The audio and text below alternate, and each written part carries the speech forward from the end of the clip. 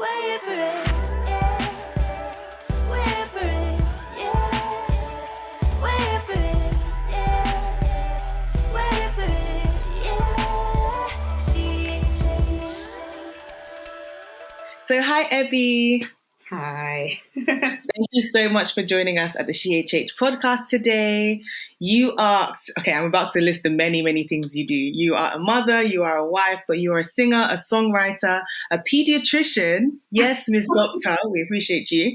You're a coach. You do multiple things and you wear multiple hats. But how would you introduce yourself to someone who's just met you for the first time?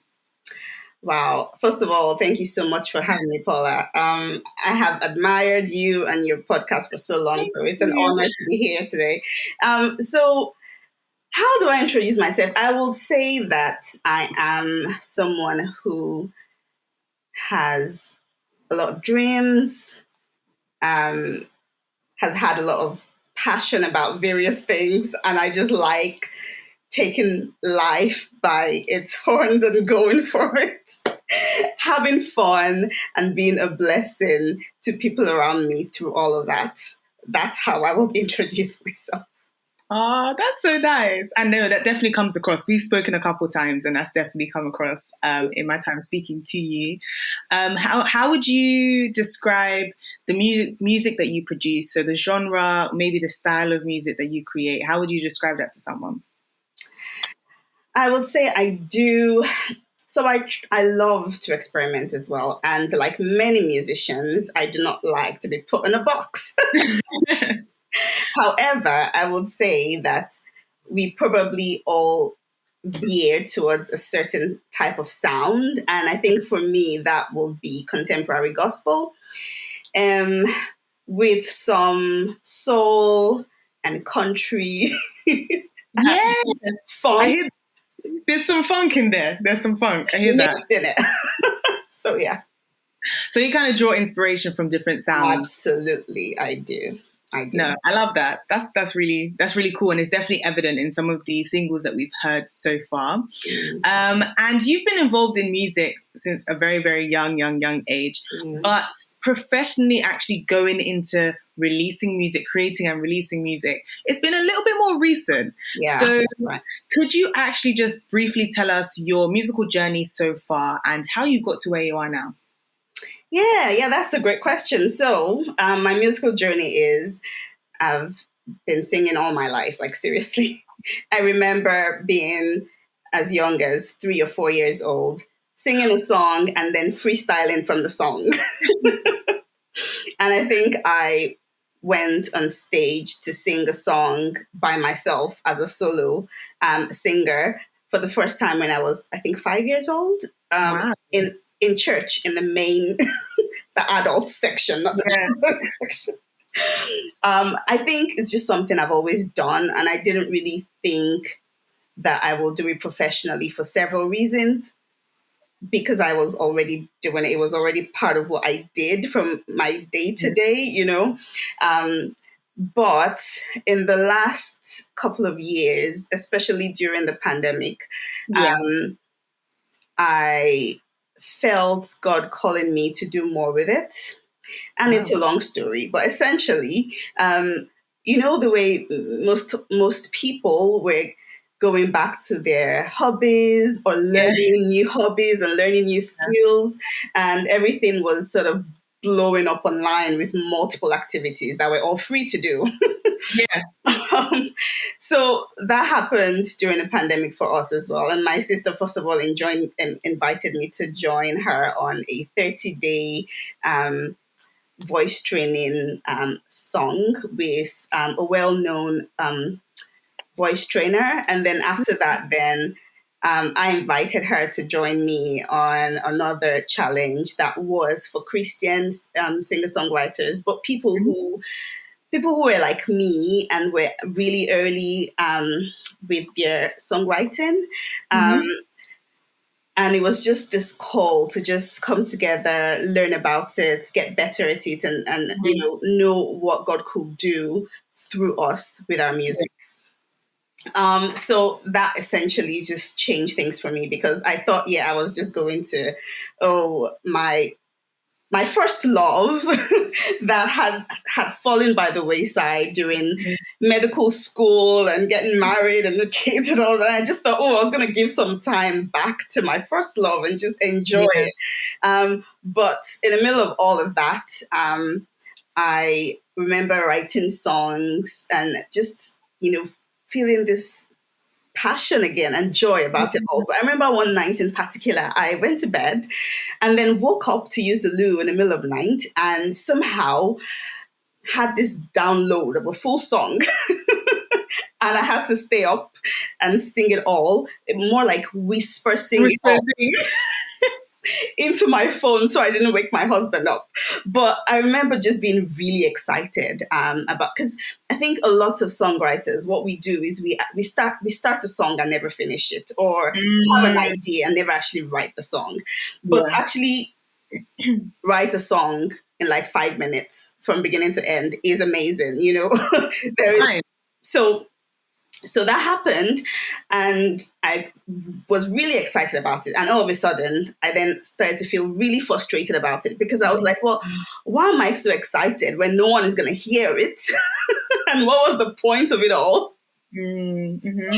And all of a sudden, I had an epiphany that actually maybe God was giving me the song so people could actually hear it. And that started me on this journey to begin to do more with my music. And it was amazing, because thinking back now, it was like, it was a setup, right? Yeah.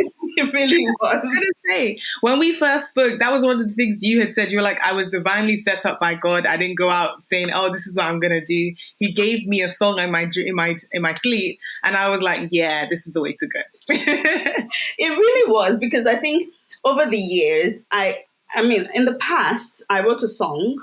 This was early years of medical school. Mm-hmm. I wrote a song and went to a studio and recorded it. Okay. And it was beautiful and I loved it. And it's actually on my website. I've never released it, but it's on my website. But I remember trying to put it online. And I couldn't figure it out. And I did nothing with the song, literally. And that was the story of in the past. That was the story I had in the past, because I needed a lot of help. I didn't know who to go to. Mm-hmm. And I gave up really easily. But now I was part of a community already of people who were doing it. And it was so easy to just ask people who produces for you and who does this for you. And it was readily available. So it was like a setup, because when I finally decided to go on, there was everything I needed. And it wasn't hard, which is great, because when God calls you to do something, he provides what you need already. And that was just an amazing example of, how God works. So, yeah. That's really encouraging about how when God gives you a vision, gives you a calling, provides you a path that says this is for you, he will also provide the things that you need alongside the way. It reminds me of the scripture that says, seek him first, because once you do seek him, all these things will be added as well. He knows you need these things. He knows you need a producer. He knows you need a studio, cover art, other, backing vocalists. Yeah. He's not going to say, do it all yourself, be filming yourself on the camera, be editing the pictures.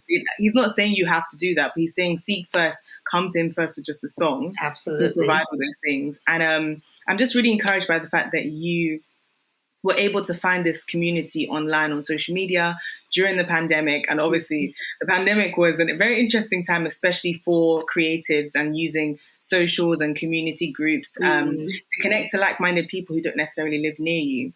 And you mentioned that there was a group of creatives on Facebook that were doing, singing challenges and different things to do with music that you now suddenly had to your fingertips.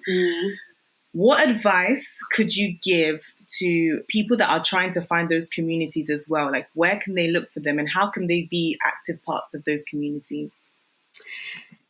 I will say that it's really easy now, first of all, because there is this algorithm called Facebook and the internet. Yeah. And it is bizarre and a bit creepy how when you start searching for something, you just get like 5 or 10 appearances of groups doing it on the same day that Facebook starts to show you. But Oh, yeah, anyways, this community I'm part of is called Kingdom Music Academy on Facebook. It is run by someone called Brad Goldemond, who, it's amazing. We all say thank you, Brad, for stepping out in faith, because when he did it, it was a step of faith for him. Yeah. But a lot of us have been blessed, and a lot of people have stories like mine who have learned a lot and are able to step out in faith because he took that first step. Yeah. But one of the things that is great about being part of a community is that you all also end up being part of other communities, because different communities are great at doing other things around music as well. And part of your job as the head of a community is web, networking, when you invite other people who are great at certain aspects that your community will need. Yeah. And you connect those people up. And I'm now part of like several communities because Facebook keeps showing them to me, but also because you grow your network when you are part of a community. So the advice I would give is it's easy, number one. Number two is just search for them. Search for music groups. There's lots of Christian music groups. So you can search for Christian songwriters, Christian music groups. And even in your community, there'll be people that will be available. It might take a while to find people that you can actually meet up with face to face. But absolutely start up with the online communities first. And in time, you'll get to know people around you that will support that vision as well. That's really encouraging and very true, especially when you are in places where you think there is no one else physically that you can actually link up with. That online space might be the first stepping stone before you are connecting with them in real life. That's really good. Thank you for sharing. I'm excited to get into the music specifically. So obviously this is a music podcast and you are an artist. And so I did a little dig through Spotify, just looking at some of the singles that you've released so far. And I thought that it made sense to start with the single that dropped this year, 2022, Hope. Yeah. And it's from it's the title single of the upcoming album. Also called Hope. Yeah, that's right. Can you tell us about how this song came to be? How did you write it? How did you put it together? Okay, that is. Are you sure we have time for this? The bullet point version. There's like stories, the short version, medium version. Well, so I started to write this song in the first half of medical school, and it's titled Hope, and it is an upbeat song. Yeah. And everyone who listens or watches the video on YouTube will, I think most people, I think everyone really that has watched it has said we communicated joy. Yeah, definitely. And that is a huge part of what I wanted to do with my music. So that is just amazing to hear. The backstory, though, is not so joyful, unfortunately. But it's amazing, though, isn't it, that songs that are beautiful and songs that are a blessing can come from places that are not when you're passing through them, right? Yep. So at the start of medical school, I was in a church, and something happened. And I had to leave. And in short, I didn't feel like I was welcome. I think in life, especially when there is a calling on your life, some people may not see that calling in you. And that's really important, because we need to not wait for everyone around us to confirm that there is a calling on us. If you feel called, there will be some people, absolutely. It shouldn't be just you. I mean, God will confirm his word using multiple witnesses, Yeah. but not everyone will see that in you. And I think it's really important to recognize that and go with what you feel God is calling you to, in Yeah. spite of not everyone agreeing. Mm. So it was a situation like that where I had to leave my church because it felt like they were saying I couldn't do what I felt God was calling me to do. And the difficult part was I wanted to do it to be a blessing. I wanted to do it to win souls. I wanted to do it to be the light that they teach us to do, right? And I don't understand why they didn't say that. But most difficult thing, or should I say the most difficult thing, was also that I had to leave my friends as well. Even the people who saw it, even the people who encouraged me, I had to leave them because I couldn't ask them to leave that church as well. And I felt really alone. And it was a really difficult time for me. So I went to another church, and I remember joining the choir there as well. And they were having a concert called Hope. And I think a week, it was actually really close to the concert, but all of a sudden I was inspired to why not write a song called Hope? Oh, wow. And so we could sing it at this concert. So there are some lines in the song that says, you are my hope in the middle of night when no one's around, you are my hope. I've looked to the north and south, no help around, you are my hope. It was because I was feeling that way, that period, feeling really alone and looking to God because God was my hope at that time. So that was the story essentially. And it's really just to encourage people to know that even times when we pass through difficulties, when we feel alone, God is there for us. God is our hope and will be the person to bring us out of that situation, even into more beautiful things. So that's the story behind that song. That makes so much sense. And thank you for sharing. It's interesting when you were saying, like the song is called Hope, but the situation wasn't so great when it came. And I was like, no, but that makes sense. Because if you think about it, and the Bible says, the Bible talks about who hopes for what you already have? Like, who hopes for what you already see? Like, the whole point of faith, the whole point of hope is this thing has not happened yet, but I'm believing as if it did. And in the same way, like, if you had written a song saying, God, I need hope, you probably were in a hopeless situation where you needed hope, And it's encouraging to hear that it can go on to be a joyful fulfilled song for someone else. And even just, like, pay back that feeling and that time in multiple times from then. So you might have been a period of time, but how many people have gone on to listen to it and be blessed by it has covered that, Reminds me of how literally nothing that we experience or go through is wasted. Like, God always replenishes it. And it's really encouraging to hear that in this song. Is that the reason you thought to name the whole album coming out Hope as well? Or is it like there was other songs that also related to that theme? Yeah, absolutely. I think I picked all my songs that I've picked for this album. All relate to hope. Yes. I thought at the very start of it, with the pandemic and all of that, I thought it was important to spread hope in a time when a lot of people felt hopeless.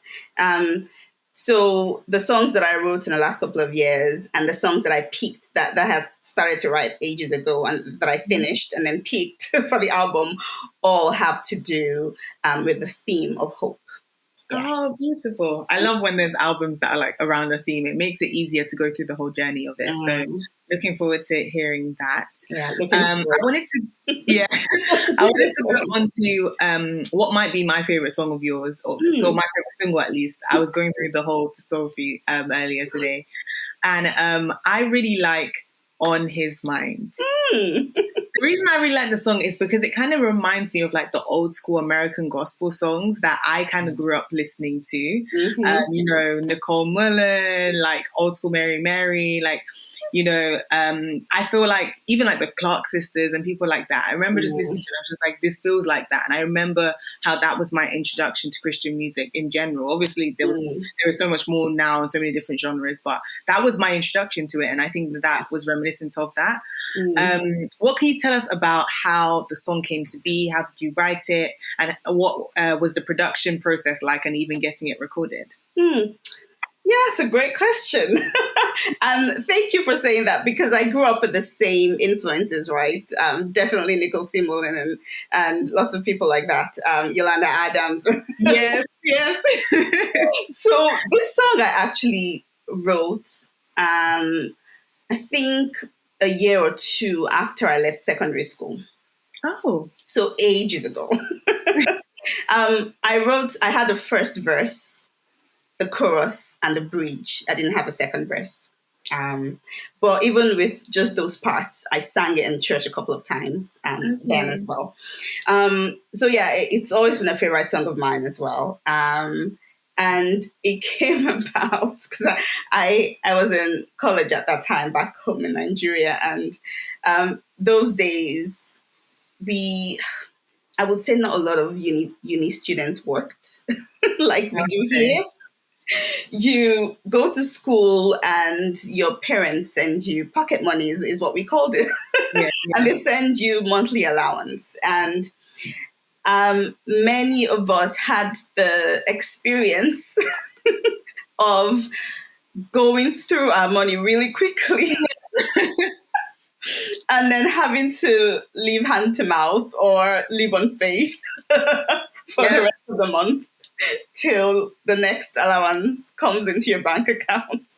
Yeah. So I wrote this song because I grew to depend on God and grew to just leave the line that I was on his mind, because there were times when I'm like, okay, God, like I'm seriously broke. I don't know how I'm going to survive till the end of the month, but I'm trusting you'll come through. And he did. So the bridge where it said things like, no money in your pocket, I'll look to Jesus. You lived that. No food on your table, I'll look to Jesus. I lived it. I wrote it. I sang it. People are like, wow, that's such beautiful lyrics. You're like, yeah, I experienced it. But yeah, that was it, man. That's the story behind that song. Because, the verse that says, if he watches the sparrows, he takes care of the sparrows. He takes care of them. He will take care of you, So I had to rely on the fact that God will take care of me those times when I felt I needed help. And he did. He did. So that is the story behind that song. That's a production.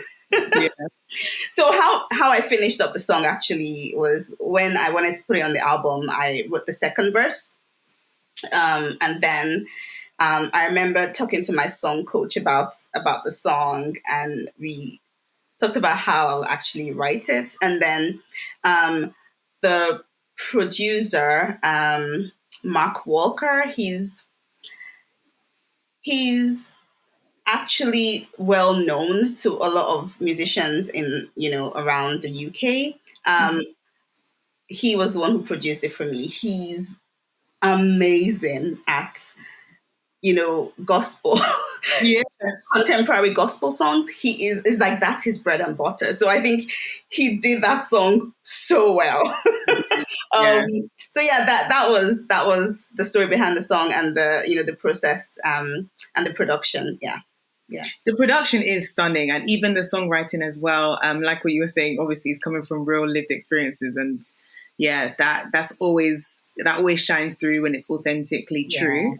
But like, just for fellow songwriters and artists, especially those new in their journey, what advice can you give people that are trying to develop their musicality and maybe their songwriting skills as well? I would say, don't do it alone. Good. Music is better when other people are involved. I think I wouldn't be where I am today if I didn't get people get second eyes, a second pair of ears on the song, and so this keeps amazing me every time I think about it. But even a song recently, I wrote it. It was a slow song, and every time I sang it, it was slow. I thought it was going to be a slow song. And I sent it to my producer, and he's like, "Ebi, this song needs to be fast." Sent it back to me fast, and I was like, "This is amazing. Why didn't I think about that?" People always make it better, and I know we want to be like, "Oh no, this is my song, and it's precious to me," but let other eyes get on it. Co-write with people. Yeah. That is one way to learn. That is one way to grow. Absolutely co-write with people. Set up co-writes, like set a target of having at least one co-write a month, because you will grow that way. Yeah, absolutely. Yeah, because we bounce off each other. Yeah. I think one of the first things I did that really helped my confidence and my skill, because when I started out, I never knew I was going to do this professionally, right? So when I thought I was going to do this, I first went on a songwriting mentoring program for 6 months. And the point was I needed to know that I was good enough.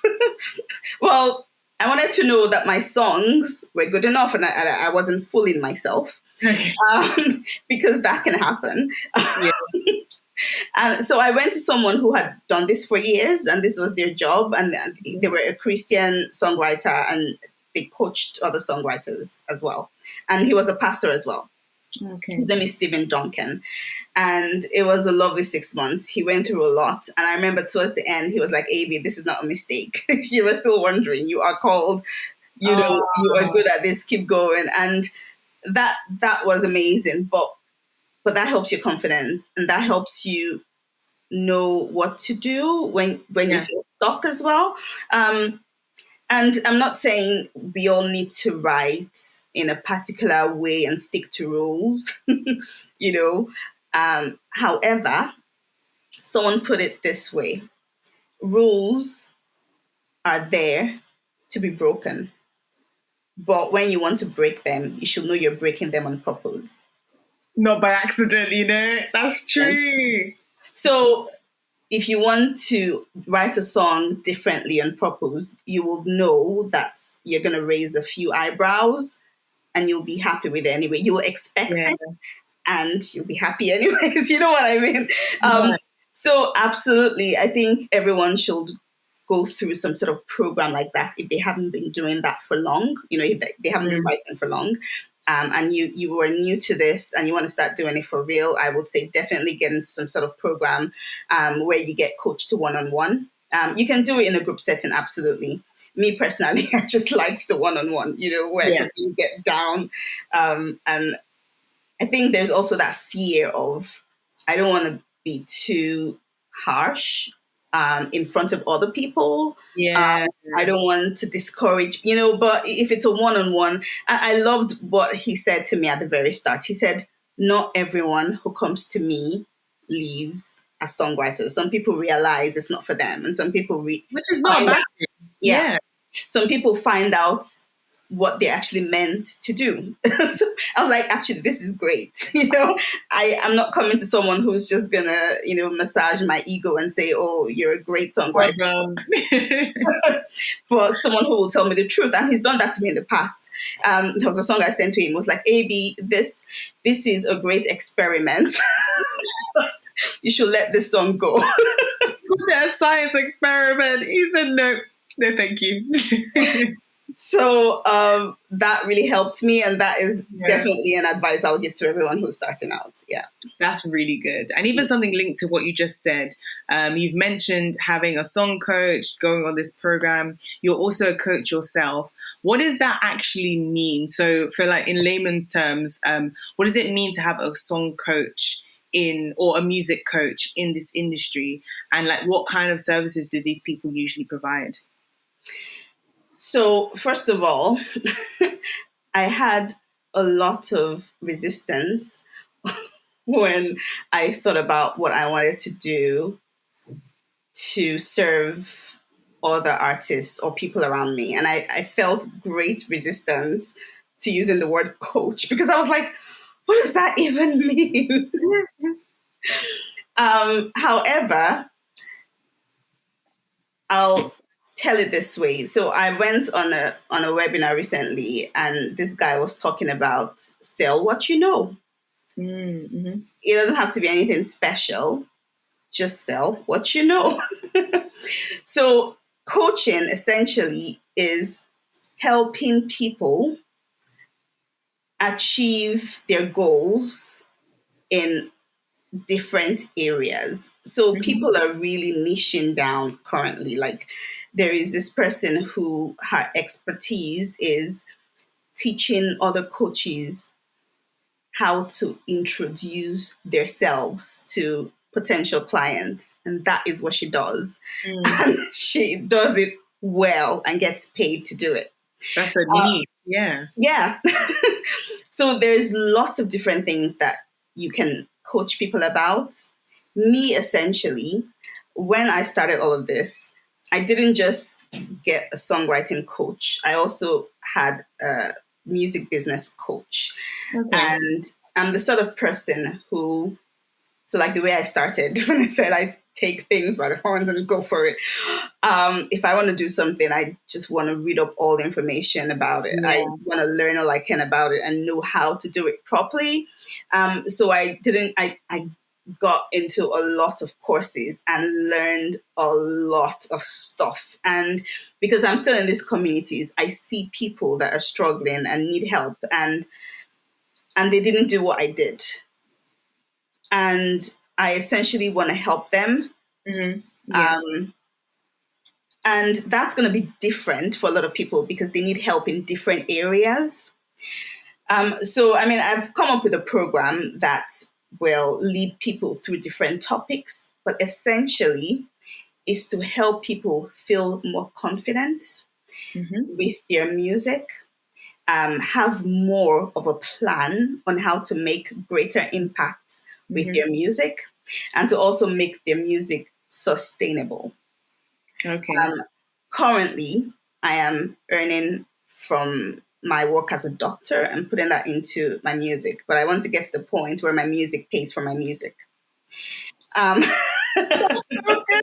So good. Sorry, because I also have a family to feed, and these kids grow and become more expensive to raise and to feed. Apparently, that's until they're 18 as well. So just like, No, it doesn't end when they're 18. My dad paid for my wedding. It does not end when they're 18. It's a lifelong thing. So I'm trying to get my parents to fund my holidays. So you're very much right. Yeah, you're right. pretty much, I need to make my music business sustainable. So I need a plan on how to make that happen. And everyone needs plans. Everyone needs help with their music. It's not something you do alone.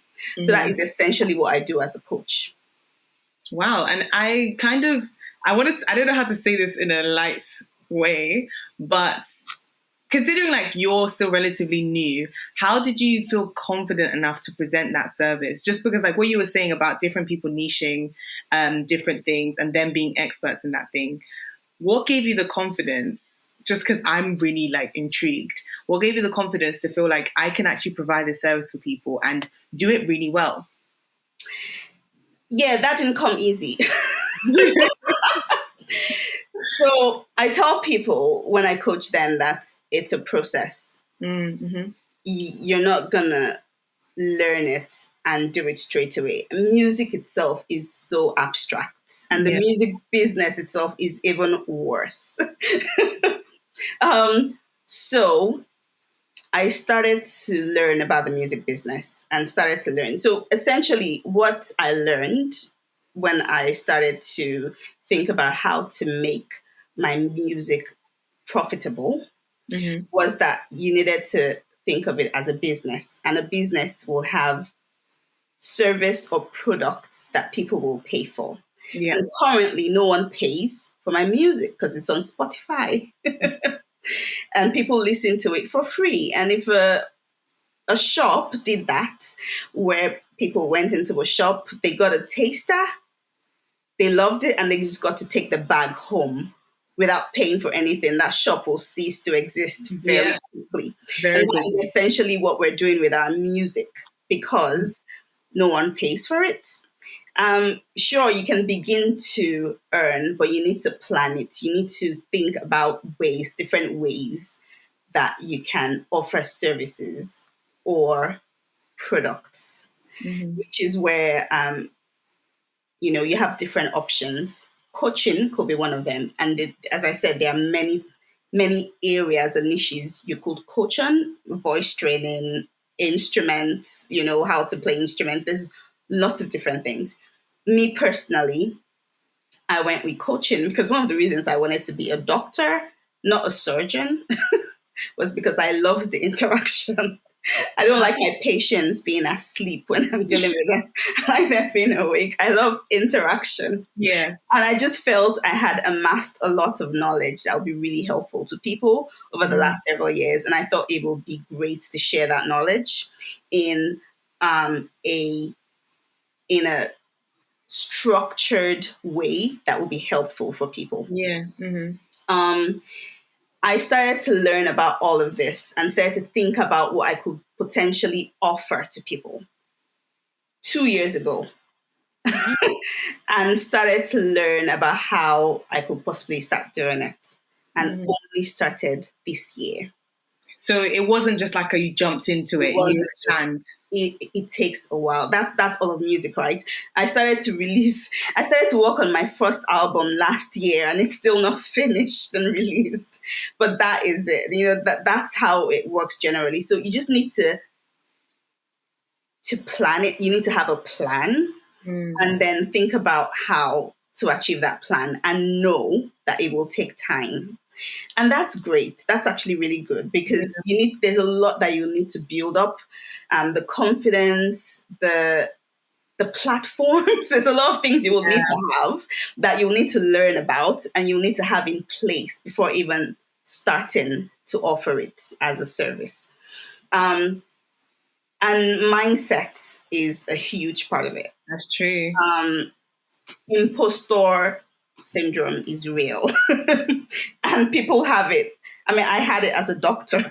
I have it as a doctor who will eventually be a consultant one day.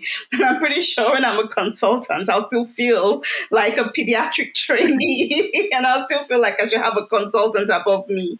That is life. Everyone will have times when they feel like they're they shouldn't be here.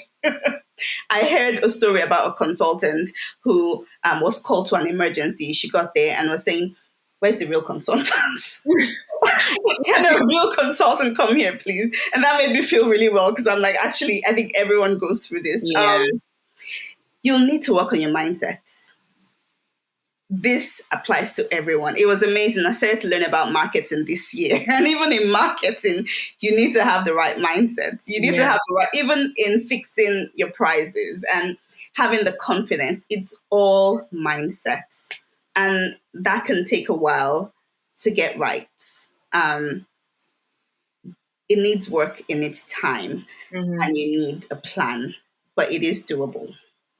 Yeah, it's obviously doable. That's really good. No, that's really encouraging to hear. And I'm honestly really enjoying this conversation. I feel like for me, it's been very just encouraging to say, like, these are the things that you can do. They will take time, but they will be worth it. Planning for it, it then comes into it comes into fruition, and it's successful because you've not just rushed into it like out of excitement, which is something I've been known to do a couple times, and working on that by God's grace.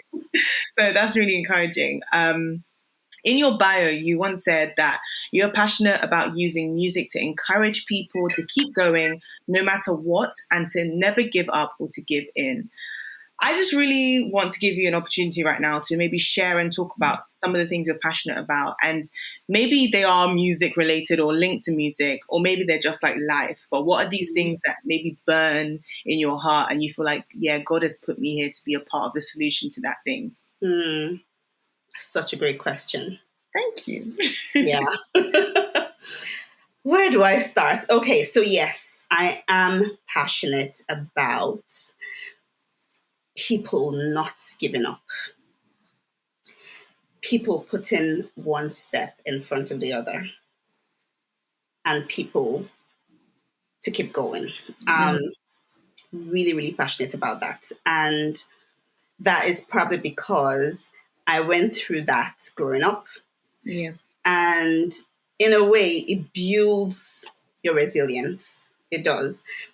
This is amazing. But when I see people who give up easily, it's probably because they haven't been through tough things in the past. So it's a bit weird looking at it that way. But people who essentially go through difficult situations in the past build their resilience and therefore have the capacity to succeed because they keep pushing through tough situations and eventually end up on the other side of it and succeed. Lots of different stories. I mean, think about the guy, I've forgotten his name. Who was the guy who made the light bulb work? Oh. He is. Is it Isaac Newton? No. Albert Einstein? No? No. Yeah, it'll hopefully come to us. Wait, the light bulb. Thomas Edison. Yes, that's him. Well done. I had to redeem myself after I just disgraced myself in this interview. I'm talking about it. I couldn't remember the name of the person. You were like, no, sis, no. But he failed, 999 times? It took him 1,000 tries to make the light bulb work. Can you imagine? And he was interviewed and asked this, what did he feel like failing so many times? And he said, no, actually didn't fail. I learned 999 ways that the light bulb wouldn't work. And that is amazing. That even looking at failure, you can essentially change how you view it. Yeah. In such a way that will push you forward towards success. That's true. So as a pediatric trainee, I see patients, teenagers, young children who are, beaten down by life and come in with, mood disorders or mental health problems, and you essentially wish that you could talk to them like real talk, the way our parents will talk to us. Oh my goodness, my dad was in the army, and seriously, I don't think we were allowed to even complain growing up back home. Oh. I don't think we were even allowed. It'll be what? Get up, keep going. Shut up. Stand up. just don't even complain, But I can essentially say that to them. And I wish there was a way that I could communicate. You keep going. Don't give up. Yeah. Don't give up. So I think music is a huge way that can communicate to lots of different people in different situations through different, even far-reaching to different countries. And music is powerful and is cuts across every barrier. So I think that is such a great tool that we can use, and is what I hope that even teenagers, young people listen and get that message that actually, if they keep just pushing through, they will get to the other side. That is what I hope my music is able to communicate to all sorts of different people out there. Yeah, and I think having an album like your first debut album called Hope is really catching and gripping of that. So that's really beautiful. I mean, you've mentioned the debut album dropping soon, but outside of that, are there any cool projects that you're hoping to work on anytime soon, or you're trying to release anytime soon? They might not even be music related, but anything you're just really excited to be involved in soon? So I have a couple of projects. I'm hoping to write a book at some point. Wow, that's huge. But to start off, I have an ebook /journal/devotional. It can be all three.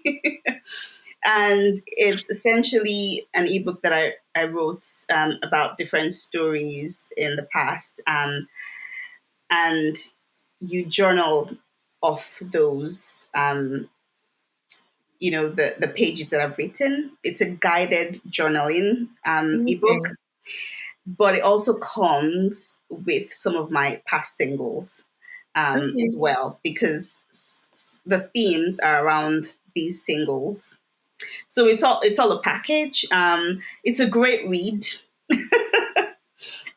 People have loved it so far, and I'm actually offering that for free to people who join my community right now. I can give you a link for it. But yeah, that's a taster of my story, and I'm hoping to write more about how I transitioned from being a full-time doctor into music, knowing nothing about professional music and actually going into it. And I really like the fact that you can then bounce off the idea that you can essentially go into what you feel called to, what you feel passionate about, even Mhm. though your day job is something totally different. You can Completely. do the same. It doesn't have to be music like me, but if there was something else that you were really passionate about that you thought God was asking you to do more of, you could essentially veer into doing that little by little and making an impact with that as well. So I'm going to talk about different points, different things that I did, and you can do the same to start those Yeah. side careers or side passion projects, and things like that. I'm also gonna do an album release concert that I'm really excited Oh, about. nice. Yeah, yeah. So it's gonna be in September. Really excited about that. Absolutely. You need to join my community so you stay you stay in the loop. You get the dates, you get the deets, and it's going to be streamed as well. So if you can't make it live, you can obviously join us online. But absolutely, really excited about that. That is the main project of the year for me, apart from the album coming out. What else? I think that's probably enough. Oh yes, one more thing. Okay.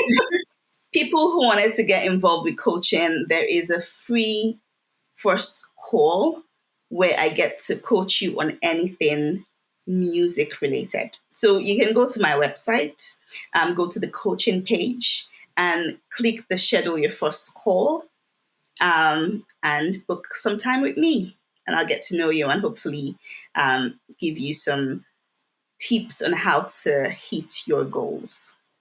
That's honestly amazing. It sounds like you have such an exciting year up, like 12 months, 18 months to come. And Yeah. I'm very excited to hear about it all. How can people stay in touch with your what you're doing and get involved in your community as well?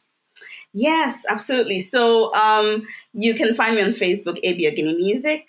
You can also find me on Instagram, Ebi Oginni Music, Twitter, Ebi Oginni. You can also go to my website. It's ebioginni.com. And please join my email lists where you'll get updated on new releases, possible merch, discounted merch. Lots of things happening. So yeah, those are your ways you can keep in touch. Amazing. So we're on to our last question, which I always love to end an interview this way because I feel like it's a nice thing to let the artist go away thinking about. But, we're really passionate about legacy and where we find, where we believe that God is calling our story, our lives to encourage and bring people to Him and how He's doing that. And so our question is here at SheHH, what would you love, one thing, two things that you would love people to remember you for? Is it the music? Is it your personality? Is it your joy? Is it your hope? Like, what's the central thing that you're like, I really put myself into this and I really pray that this is what people remember me for? Such a great question. It's a big one. Yeah. So my tagline is Ebi Oginni Music, bringing contagious joy and persevering faith. Wow. And essentially, I want people to leave after meeting me with joy, but I really also want them to have persevering faith. And let me put it this way. So my backstory, essentially, and I think this is really powerful. I'm going to just get down to really being vulnerable now, just in case someone who has had a past that they might even be ashamed about, just in case that person is listening. So I had a medical condition growing up. At that time, it wasn't even it wasn't even viewed as a medical condition. It was bedwetting, medical term nocturnal enuresis. I call it a medical condition now is because I see patients in clinic for it. But I never went to see a doctor for it growing up. It was essentially managed at home, meaning it wasn't really managed. You were just left on your own. And essentially, I grew up thinking there was something wrong with me. Because everyone who went through the toilet training process got to a point where, number one, their body didn't produce as much urine at night. Therefore, they didn't need to wake up to go to the toilet. And number two, if they needed to go to the toilet, their body woke them up. Their brain woke them up. But apparently for kids like me, that didn't happen. We produce urine the same way we do during the day. And right now, I have a king size bed. Actually, maybe even there's a larger one than king size, right? That's the one I have. And I sleep on the edge of it because I want to be able to just roll off and go to the loo in the middle of the night. And I go multiple times a night. So I still don't think, oh yeah, I still don't think I'm completely normal. But also, that thing where you got woken up to use the loo didn't happen growing up. So there is a lot of shame and there is a lot of emotional impact for the child and emotional burden, financial burden for the family. And people like me essentially grew up to have, confidence, lack of confidence issues. We essentially have a tough time. And there's bullying, there's lots of other things I won't even mention. But that was who I was growing up. And this is who I am today. And I remember talking to a dear friend yesterday and she said, Ebi, you were successful. And I was like, whoa, I don't think of myself like that. But I want people to remember that that story is possible, where you could have a past that you were ashamed of, and you don't ever talk about, and you still feel really.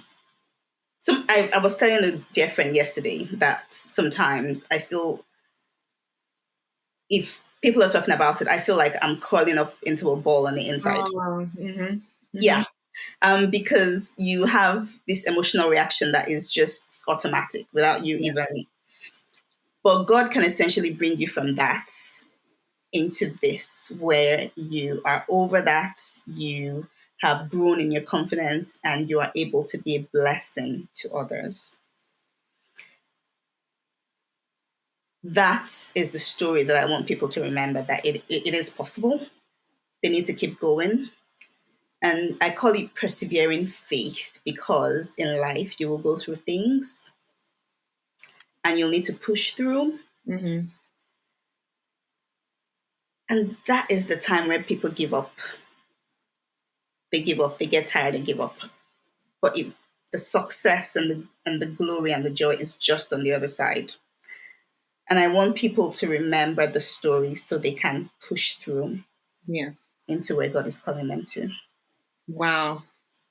That's good. That's really good. Especially what you were just saying about even how, as a grown-up, conversations might trigger those exact memories, those exact feelings as a child, as a teenager. And you're a grown-up, you're an adult. Like, no one can come and smack you now, no one can come and tell you off. But you automatically, like, almost are transformed back into that point. And it really takes faith, persevering faith, like you said, to snap yourself out of it and say, no, I'm a grown adult now. Like that was then, this is now. I was then, this is now. And even just doing that is absolutely terrifying. I'm even just reminiscing of my own struggles where I'm like, if that was to be brought up in conversation, I'd be under the table because I would feel really uncomfortable and awkward. But I'm aware that I'm, you know, the Bible talks about us being new creations, new people, new beings, transformed and renewed. And it takes faith to believe that. It takes a persevering faith because you will hear voices that say, nope, that's not true. It takes faith to remind you, no, it's true. It's very true. Keep going. It's true. And so just thank you for even being vulnerable and sharing your heart in this moment, because I think you really have blessed some people. And if no one else, nobody else on this whole earth, me. And I think it's really important to talk about things like this because people think they might be alone in going through what they're going through. Yeah. I think nobody understands what I'm going through or my situation is different, but actually it's not. And it's the exact same process. Just keep going. Yeah.